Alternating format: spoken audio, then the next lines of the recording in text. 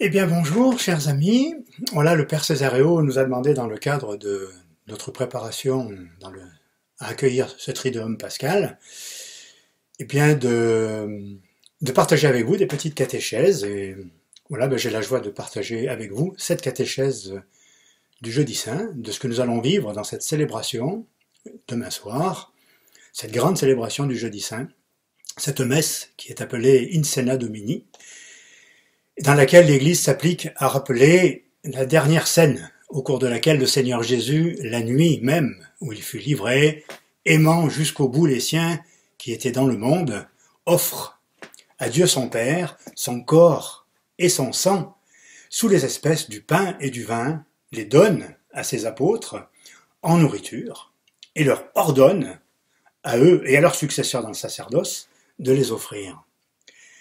Cette messe fait donc mémoire, premièrement, de l'institution de l'Eucharistie ou du mémorial de la Pâque du Seigneur, qui perpétue parmi nous, sous les signes du sacrement, le sacrifice de la loi nouvelle. Elle fait mémoire de l'institution du sacerdoce, qui perpétue la mission du Christ et son sacrifice dans le monde.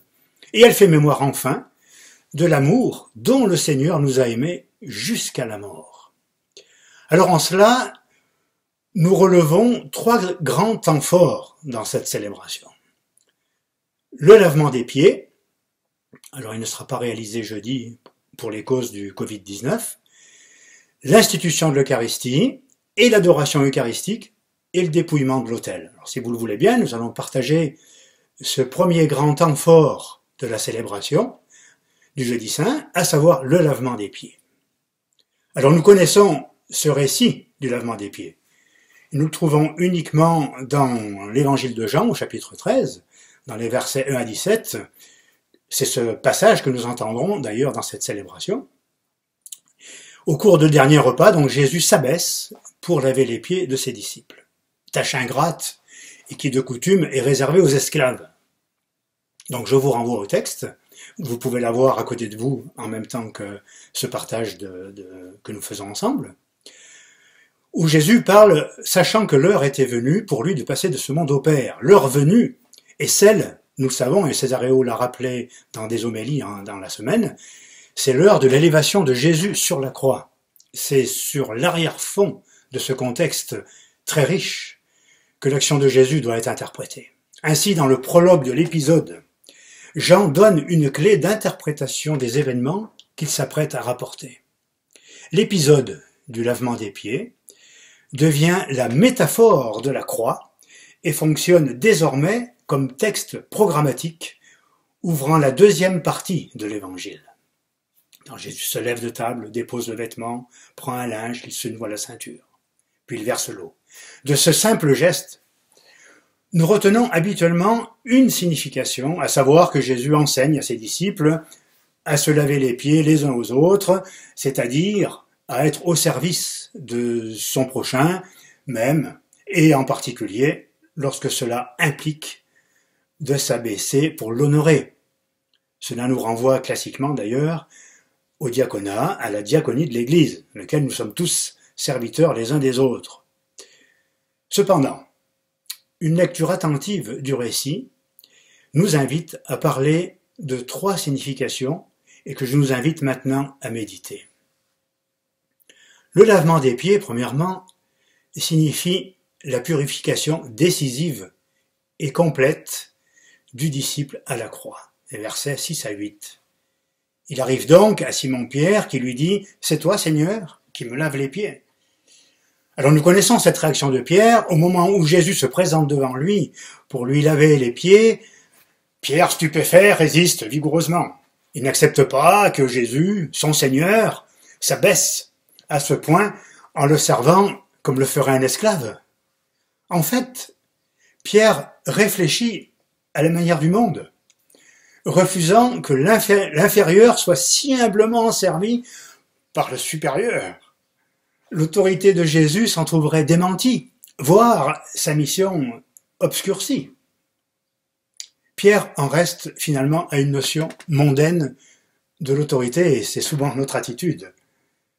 La réponse surprenante de Jésus, « Ce que je veux faire, Tu ne le sais pas maintenant, plus tard, tu comprendras. Eh bien, cette réponse de Jésus annonce que le lavement des pieds prendra tout son sens ultérieurement, c'est-à-dire lorsqu'il sera relu à la lumière de la passion et de la résurrection. Pierre est donc invité à saisir le lavement des pieds sur le fond de la croix, comprise elle-même comme l'élévation du Fils. Sans la croix et la purification qu'elle opère pour ses bénéficiaires, aucune communion avec Jésus n'est possible. Le salut éternel passe impérativement par la croix. Ainsi, chers amis, le lavement des pieds signifie que seule la purification opérée à la croix rend possible la relation avec Jésus. Deuxième geste, le lavement des pieds signifie la purification régulière de la conscience au cours de la marche imparfaite du disciple. Versets 9 à 11. Simon-Pierre lui dit « Alors Seigneur, pas seulement les pieds, mais aussi les mains et la tête. » Jésus lui dit « Quand on vient de prendre un bain, on n'a pas besoin de se laver, sinon les pieds. On est pur tout entier. » Que veut nous dire Jésus, chers amis? Eh bien, celui qui, après avoir pris un bain complet, se salit les pieds en marchant, puisqu'il marche en sandales, n'a pas besoin de prendre de nouveau un bain. Il lui suffit de se laver les pieds, le reste de son corps est toujours propre. Alors, Jésus semble insister sur la suffisance de la purification qu'il s'apprête à accomplir pour ses disciples à la croix. Et en même temps, il affirme que la purification initiale et fondamentale, réalisée par son œuvre expiatrice, se produit une fois pour toutes dans la vie du disciple. Elle n'a pas à être répétée une deuxième ou une troisième fois, une seule fois, la seule. Bien, ça renvoie à notre baptême, qui est définitif. Le fait de se laver simplement les pieds, eh bien, renvoie aux bonnes habitudes de l'hygiène spirituelle, entre guillemets, du disciple. Jésus nous enseigne donc que, après le bain complet du baptême, accompli à la croix une fois pour toutes, seul un lavement des pieds, entre guillemets, régulier est nécessaire. C'est-à-dire la confession régulière des péchés à laquelle est convié tout disciple vivre la grâce du sacrement de réconciliation. Troisièmement, le lavement des pieds signifie l'humble service mutuel parmi les disciples, et c'est les versets 12 à 17. Quand il leur eut lavé les pieds, il reprit son vêtement, se remit à table et leur dit « Comprenez-vous ce que je viens de faire pour vous ?» Dans la suite, Jésus insiste non plus sur la purification attachée à la croix, mais plutôt sur la valeur exemplaire du geste qu'il vient de poser. Il déclare notamment « Si donc moi, le Seigneur et le Maître, je vous ai lavé les pieds, vous aussi, vous devez vous laver les pieds les uns aux autres. » Le lavement des pieds, chers amis, signifie que les disciples sont invités à demeurer au service les uns des autres, imitant ainsi Jésus qui s'est mis à leur service. Alors, dans cette rentrée dans le Triduum, que pouvons-nous tirer pour nous-mêmes de cet enseignement de Jésus? Eh bien, il me faut reconnaître et accepter, comme Pierre, que Jésus me lave. Il m'a lavé définitivement dans les eaux du baptême, mais j'ai besoin qu'il me lave les pieds. Et cela implique que je reconnaisse, premièrement, que j'ai les pieds sales, et deuxièmement, qu'ils ont besoin d'être lavés. Cela signifie que je me reconnais pécheur, que j'ai besoin de me convertir, que j'ai besoin de me réconcilier avec lui, en même temps que les autres. Réconcilier avec lui, il nous envoie donc vers l'autre, notre prochain, et nous invite, chers amis, à changer notre regard sur l'autre dans nos jugements, nos a priori, nos manières de penser. Souvent, je préfère laver la tête de l'autre, elle est à ma hauteur, plutôt que ses pieds. Il faut que je me baisse, ses pieds sont sales. Je ne peux pas m'approcher de la pauvreté de l'autre. Je ne veux pas la regarder. Alors, chers frères et sœurs, voilà l'invitation que nous fait le Seigneur dans cette semaine sainte. Me laisser laver, me laisser réconcilier avec lui. Alors, ce rite du lavement des pieds, comment il s'exprime dans la célébration? Eh bien, il s'exprime par le célébrant qui lave les pieds à 12 fidèles, qui représentent évidemment la communauté. Ça nous renvoie bien sûr aux 12 apôtres, qui eux-mêmes renvoient aux 12 tribus d'Israël, qui bien sûr nous évoque l'universalité de l'Église. Ce geste signifie que tout chrétien a besoin d'être lavé et aussi de laver. Alors, le pape François, pour manifester ce sens plénier du rite, a fait évoluer le rituel, afin que les pasteurs puissent choisir un petit groupe de fidèles, qui peut être composé d'hommes et de femmes, et comme il convient, de jeunes, d'anciens, de personnes en santé ou malades, de clercs, de consacrés, de laïcs. Alors le pape François souligne que cette cérémonie, le lavement des pieds, n'a rien de folklorique. Il l'a souligné l'an dernier, lors de la messe du Jeudi Saint auprès des détenus. C'est un geste fort pour nous rappeler ce que Jésus a donné par amour jusqu'à la fin, et rappeler qu'il n'est pas venu pour être servi, mais pour servir, pour nous servir, nous, des pauvres types. Deuxième grand temps fort de cette célébration du Jeudi Saint que nous vivons, l'institution de l'Eucharistie, qui est la source et le sommet de la vie ecclésiale. Outre les 3 évangiles synoptiques qui rapportent l'institution par Jésus de l'Eucharistie, saint Paul en rappelle également le rite au chapitre 11 de sa première lettre aux Corinthiens. C'est le texte que nous entendrons en deuxième lecture dans cette célébration. Dans le passage du livre de l'Exode, la première lecture que nous écouterons, et nous est décrite la célébration de la Pâque d'Israël, telle qu'elle était réglementée dans la loi mosaïque. Pour Israël, toutefois, cela s'était transformé en une fête de commémoration, d'action de grâce, et dans le même temps d'espérance. Au centre de la scène pascale se trouvait l'agneau, comme symbole de la libération de l'esclavage en Égypte. Nous savons ce récit de la libération du peuple. C'est pourquoi l'agada pascale était une partie intégrante du repas à base d'agneau. Le souvenir narratif que c'était Dieu lui-même qui avait libéré Israël la main haute. Lui, le Dieu mystérieux et caché, s'était révélé plus fort que Pharaon, avec tout le pouvoir qu'il avait à sa disposition. C'est cette scène, aux multiples significations, que Jésus célèbre avec les siens le soir au Cénacle, avant sa passion.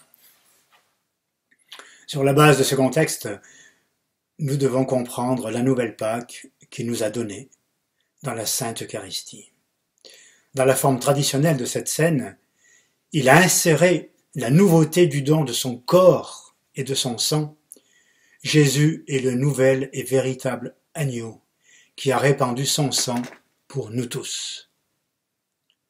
Lors de son baptême dans le Jourdain, déjà Jean-Baptiste le désignera.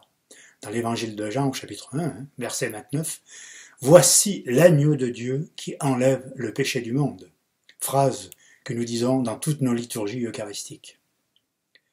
Jésus a réellement versé son sang la veille de la Pâque, à l'heure de l'immolation des agneaux. Il a ainsi anticipé sa mort qui aura lieu le lendemain de manière cohérente avec sa parole. Personne n'a pu me l'enlever, ma vie, je la donne de moi-même. Ça nous renvoie au chapitre 10, au verset 18 de l'évangile de Jean. Au moment où il présentait à ses disciples son corps et son sang, il accomplissait réellement cette affirmation. Il a offert lui-même sa vie librement. Alors les signes de Jésus, qui sont le pain et le vin, deviennent son corps et son sang. Lors de la scène, il est très probable que Jésus ait rompu, conformément à la liturgie juive de la Pâque, du pain azim, c'est-à-dire du pain sans levain. C'est pourquoi notre Église utilise du pain azim pour célébrer l'Eucharistie du Christ, notre Pâque. Nous pouvons aussi nous rappeler les multiples signes dans les évangiles qui évoquent Jésus le pain. Jésus naît dans une crèche de Bethléem. Il se donne lui-même dans cette crèche, dans la ville du pain.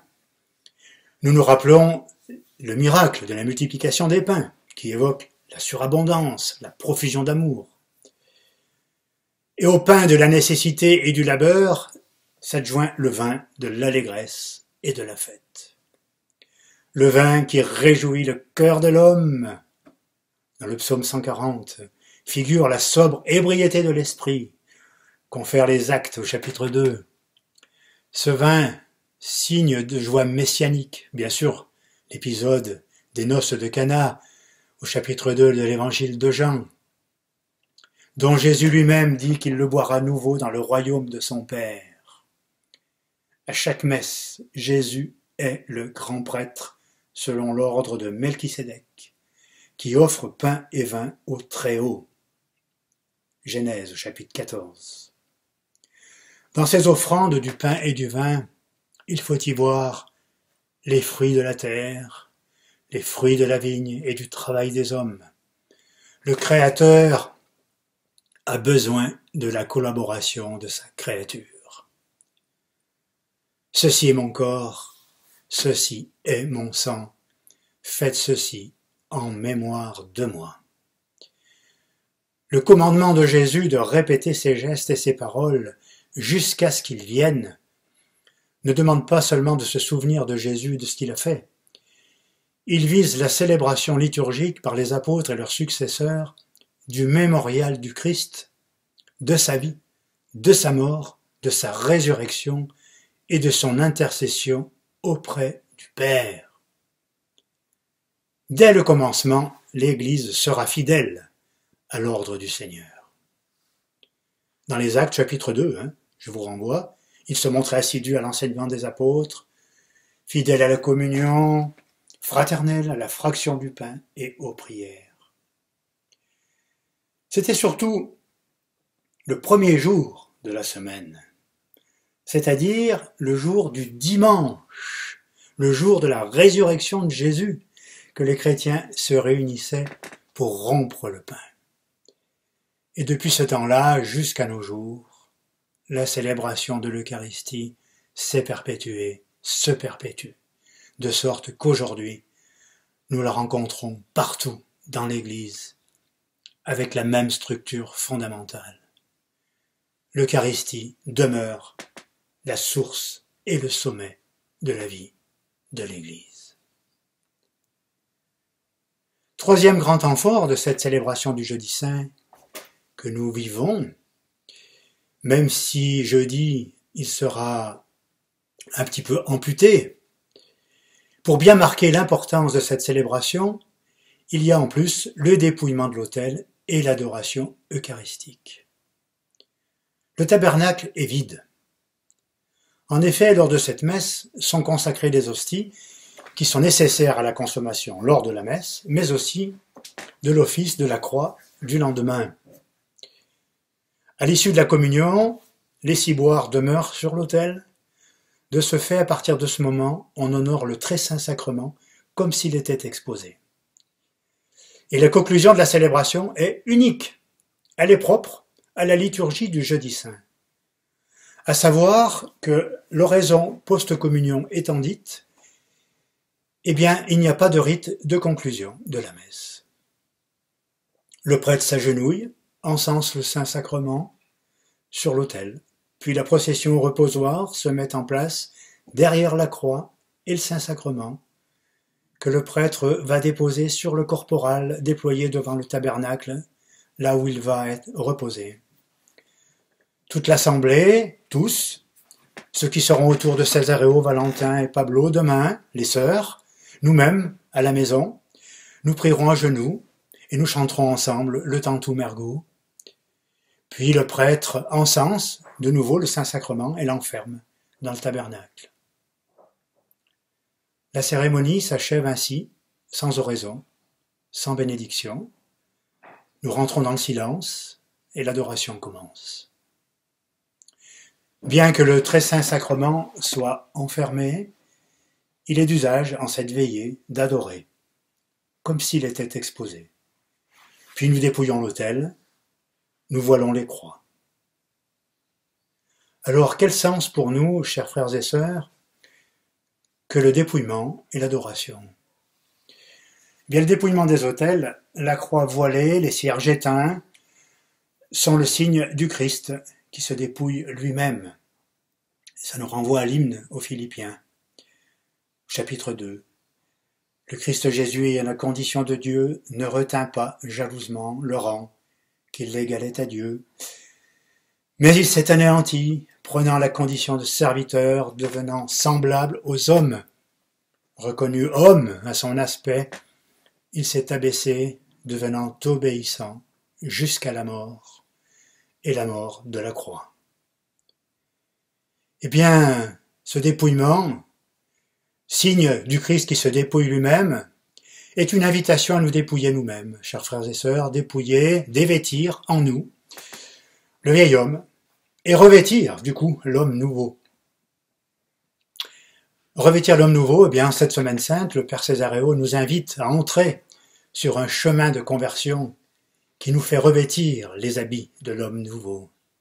Alors, entrons sur ce chemin, approchons-nous du sacrement de réconciliation pour revêtir ces vêtements du nouvel homme.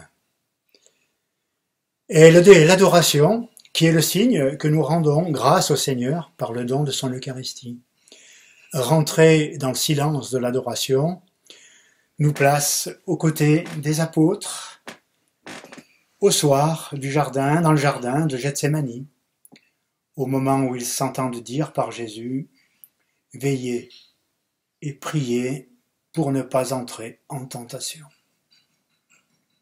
Alors comme pour eux, ce temps nous est donné pour méditer sur nos faiblesses, notre esprit qui s'égare si vite, le sommeil qui nous gagne, méditer sur l'angoisse de Jésus, sur la peur qui le gagne, des souffrances dans lesquelles il rentre librement dans ce mystère du Vendredi Saint. Méditer sur le fait que par ses blessures, nous sommes guéris.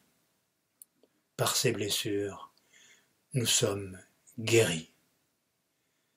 Mais aussi méditer avec confiance en lui demandant pardon pour ce sommeil qui nous accable. Les apôtres, même s'ils se sont endormis, ont participé pleinement à la joie et à la gloire du Christ ressuscité.